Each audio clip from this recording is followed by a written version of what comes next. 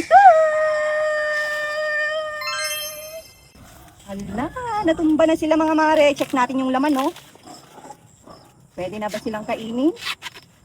Ngayong araw nga, magbuburas tayo ng mais mga mare. Kagigising ko lang dyan pero pumunta na tayo agad sa farm mga mare. Dahil sa sobrang lakas ng ulan nung nakaraang araw, natumba halos lahat ng mais natin. Buti na lang pwede nang anihin yung iba, kung hindi pa, sayang naman at natumba. Alam mo ba na ang mais ay sa mga pangunahing pananim sa Pilipinas at hindi lang basta pagkain to mga mare. Mayaman ito sa carbohydrate na nagbibigay ng enerhiya sa katawan at meron ting fiber, vitamins at mineral. Ay na, nagmayatan ti agpurusan, katno lang idiimula mi ato ni Papak, takta agbong bunga manan, o diba?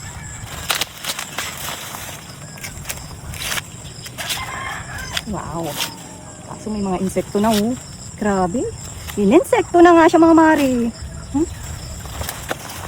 Ay na, problema talaga yung mga insekto, pero hindi namin to inisprayan. At pagkatapos nun, pinunta ko na agad dito sa kubo at magbubuksil na tayo, mare. Isa-isa ko ang tinatanggal ang mga balat ng mga mais, mare. Ganito kasimple ang buhay kapag may sariling taniman, mare. Hindi man mamahalin ang pagkain, pero alam mong sariwa at walang kemikal. Nakakapagod man, pero sulit na sulit pag nakikita mo ng iyong ani. Dito ko natutunan na hindi kailangan maging marangya ang buhay para maging masaya. Ang sariling ani, kahit konti lang, ay malaking bagay na kapag pinaghirapan. Dahil ang bawat butil ng mais at bawat gulay na ating inaani ay pinapaalala lang na ang sipag, tiyaga at pagtatanim ngayon ay may magandang bunga sa tamang panahon. Hanggang dito na muna ang ating kwentuhan at munting gawain sa araw na ito. Maraming salamat sa pagsama at panonood mga mare. Sana may napulot kayong aral at inspirasyon. Hanggang sa muli mga mare, ingat kayo palagi at God bless. Salamat!